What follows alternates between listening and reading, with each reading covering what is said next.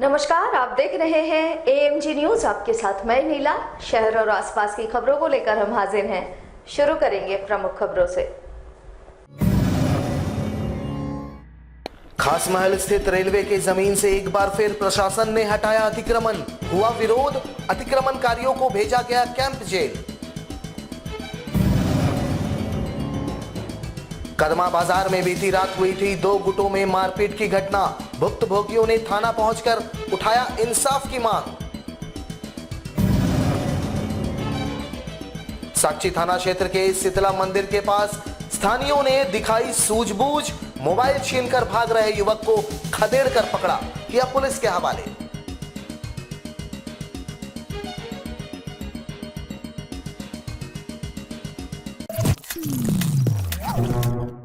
अब खबर विस्तार से। परसोडी थाना अंतर्गत खास महल स्थित रेलवे की जमीन पर पुनः प्रशासनिक पदाधिकारी पहुंचे, जहां भारी संख्या में पुलिस बल की तैनाती कर पूरे क्षेत्र को अतिक्रमण मुक्त करवाया गया। इस दौरान अतिक्रमण कर रही महिलाओं को पुलिस ने हिरासत में लेकर कैंप जेल भेज दिया। पिछले 1 माह से परसोडी थाना अंतर्गत सदर अस्पताल के पीछे खास महल की लीज जमीन पर अतिक्रमणकारियों ने कब्जा कर रखा है, जहां 1 माह पूर्व धालभूम अनुमंडल पदाधिकारी के नेतृत्व में अतिक्रमण स्थल से अतिक्रमणकारियों को खदेड़ा गया था। पूरे भूमि को अतिक्रमण मुक्त कराया गया था। पुनः उनके द्वारा बड़े भूखंड में अतिक्रमण कर लिया गया, जिस पर जिला प्रशासन ने कार्रवाई करते हुए भारी संख्या में पुलिस बल की तैनाती कर पुनः अतिक्रमण हटाओ अभियान की शुरुआत कर दी। जहां इस अभियान में धालभूम अनुमंडल पदाधिकारी नीतीश कुमार समेत मजिस्ट्रेट, सिटी एसपी, डीएसपी, कई थाना प्रभारी समेत भारी संख्या में महिला व पुरुष जवान हर विकट परिस्थिति से निपटने के लिए तैनात किए गए थे। उन्होंने सरकारी जमीन का अतिक्रमण कर रखा था। पिछले बार भी हमने यहाँ पे आके लोगों को हटाया था, पर उन्होंने पुनः अतिक्रमण कर लिया। तो उसी उपलक्ष्य में यहाँ अभियान चलाया गया है और यहाँ पे जो भी सरकारी ज़मीन की यहाँ पे अतिक्रमण किया गया था और उसको हटाया गया है। जो कुछ लोग हैं जिनको लोगों को उठा के जेल भेजा है, हटा दिया गया। अब यहाँ पे हम लोग दीवा गश्ती और रात्रि में भी गश्ती लगातार करते रहेंगे। फिलहाल हमारे कुछ लोग हैं जो यहाँ पे हम लोग निगरानी रखेंगे लगातार। कुछ लोगों को यहाँ पे रिक्रूट करेंगे। एग्जैक्ट फिगर्स लगभग 60 से 70 लोग हैं वैसे, इनके खिलाफ जो भी अतिक्रमण करने में लेकर ट्रेसपासिंग करने का जो विधि सम्पन्न कार्रवाई है। पीछे हम लोग हैं, हम लोग कोशिश कर रहे हैं कि जो वो माफिया पीछे लगे हुए हैं उनको चिन्हित किया जाए और उनको चिन्हित करके उनके खिलाफ कार्रवाई की जाए। जमशेदपुर के कदमा थाना क्षेत्र में बीती रात 2 गुटों में जमकर मारपीट की घटना हुई। इतना ही नहीं, पुलिस की मौजूदगी में एक पक्ष ने दूसरे पक्ष पर कई दुकानों को आग के हवाले कर दिया। इस पूरे मामले में कुल 4 लोग घायल हुए। सभी घायलों को इलाज के लिए स्थानीय अस्पताल भेजा गया। इधर कदमा थाना पुलिस ने दोनों पक्षों के लिखित शिकायत के आधार पर मामला दर्ज कर छानबीन में जुट गई। जानकारी देते हुए कदमा थाना प्रभारी ने बताया कि मवेशी को टमाटर खिलाने के नाम पर स्थानीय दुकानदारों के साथ एक व्यक्ति का विवाद हुआ, जिसके बाद दोनों तरफ से हिंसक झड़प शुरू हो गई। फिलहाल पुलिस पूरे मामले की छानबीन कर रही है। हम लोग अभी हाल में ही एक होली सम्मान का प्रोग्राम कर रहे हैं, जिसपे हम लोग मीटिंग बैठक कर रहे थे। महामंत्री हमारे रविशंकर सिंह जी है। हम लोग बैठे कारीगर से बातचीत करने के बाद फिर इनको बोले कि अब घर जा रहे हैं। ये घर गए, बाजार से हमको 10 मिनट बाद फ़ोन किया कि भाई थोड़ा कदमा बाजार आइए ना। तो हम क्या बात है, बोले जल्दी आइए। तो हम वहाँ पहुँचे, देखिए इनके साथ में खतरा मुक्ति चल रहा। तो भाई मामला वहाँ बहुत हद तक शांत करा दिए थे, लेकिन उसके बाद जाने कहाँ से उनको कहाँ फ़ोन आया।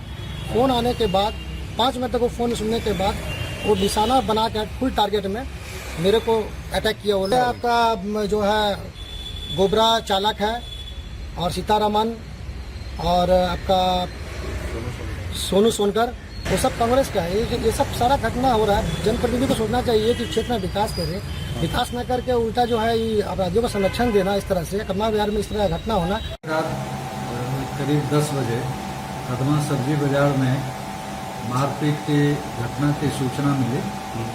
सूचना पे जब पुलिस की पार्टी गई तो वहाँ बाजार में 2 पक्षों के बीच मारपीट हुई थी और 2 दुकान में भी आग लगी हुई थी। आग को पहले बुझाते हुए और जो जख्मी लोग थे उनको इलाज के लिए और बेहतर इसकी देखरेख के लिए उनको अस्पताल भेजा गया।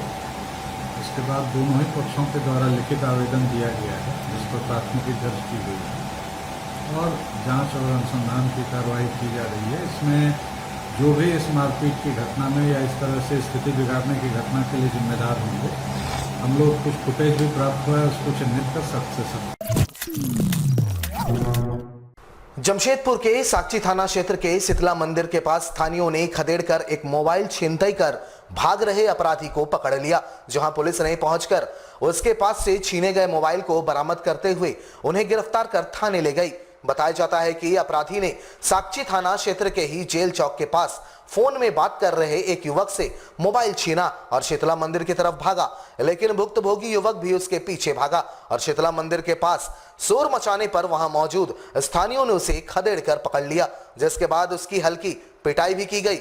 वैसे पुलिस ने मौके पर पहुंचकर अपराधी को गिरफ्तार कर थाने ले गई। सूचना के मुताबिक आज ही के दिन इस युवक ने 3 अलग अलग स्थानों पर मोबाइल की छिनतई की थी।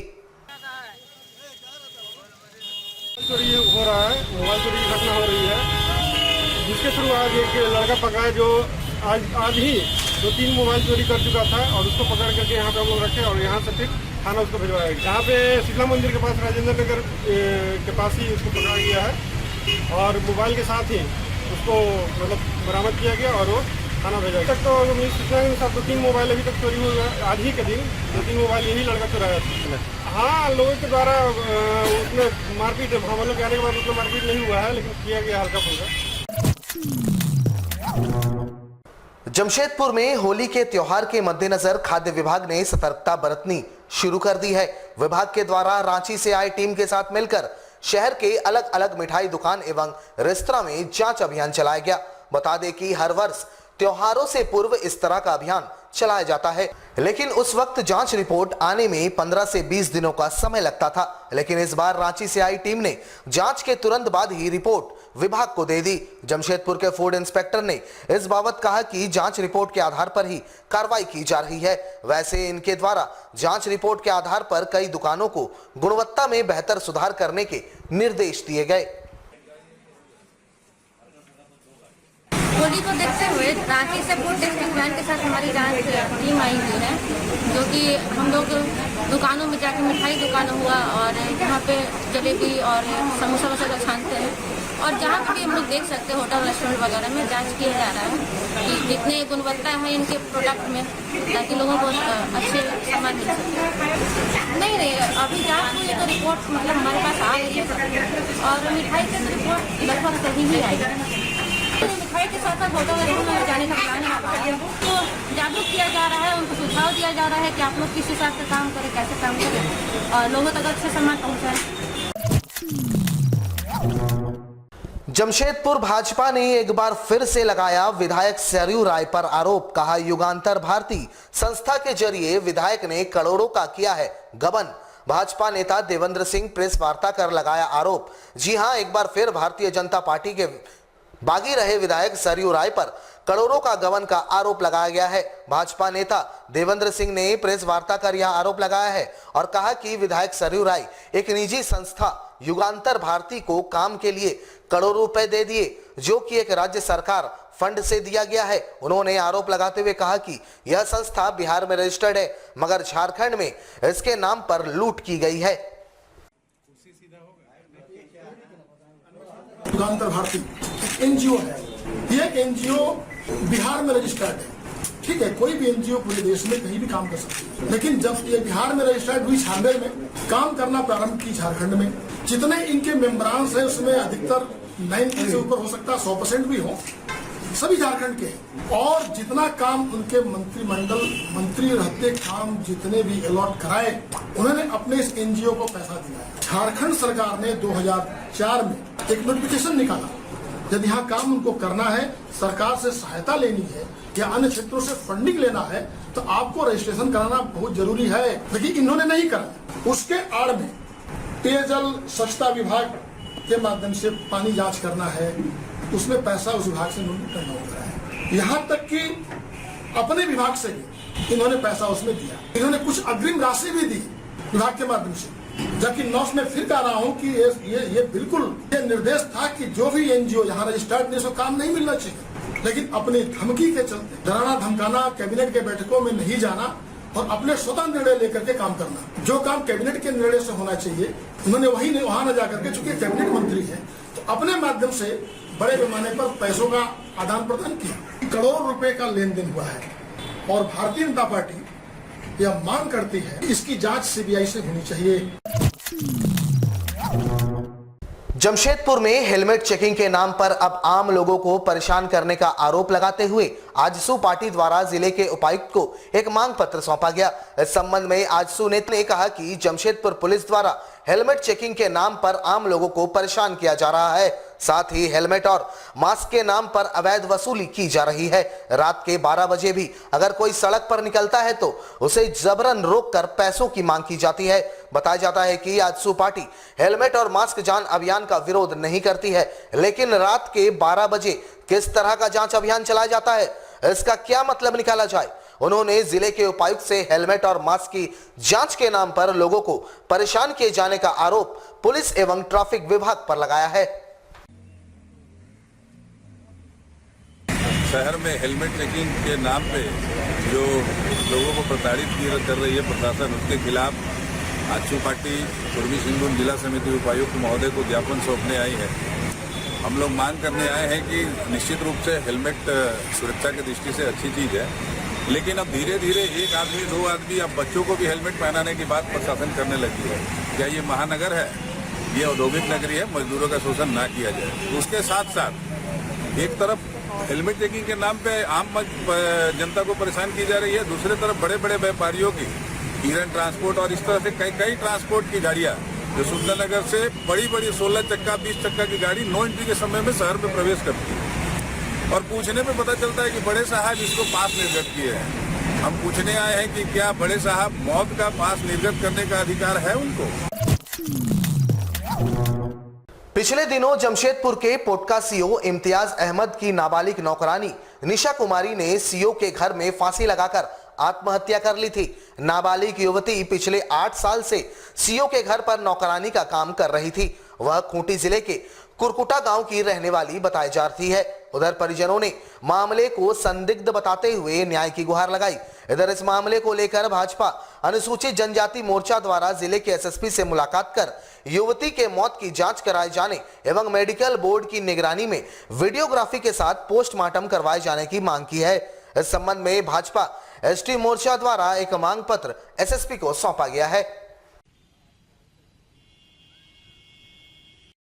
ये जो है विगत दिनों सुंदरनगर थाना अंतर्गत कोटका विधानसभा में सीओ के घर में जो एक आदिवासी बच्ची का अश्लील रूप से मृत्यु हो जाता है, उसके संबंध में हम लोग आज एसपी और उपायुक्त महोदय से मिलने गए थे ताकि उनका जांच जो है सही ढंग से हो, वीडियोग्राफी के माध्यम से हो और मजिस्ट्रेट के नीति में हो, ताकि न्याय जो है कहीं से छूटे नहीं, उस बच्ची को अच्छा न्याय मिले।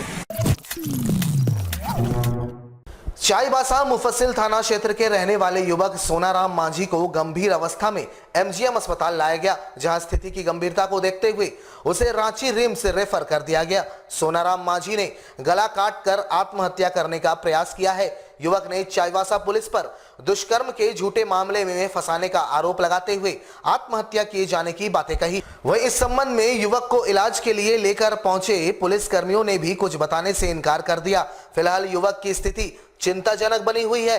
बताया जाता है कि दुष्कर्म के मामले के नाम आने के बाद वह काफी डिप्रेशन में था और लगातार पुलिस से बचने के लिए इधर उधर भागता फिर रहा था।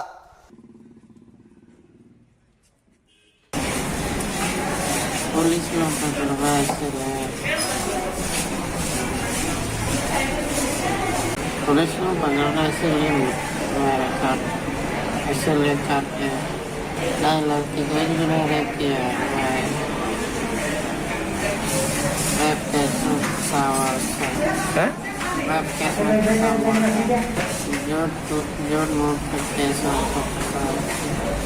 इसीलिए मेरे जिंदगी मेरे इस दुनिया में नहीं थे।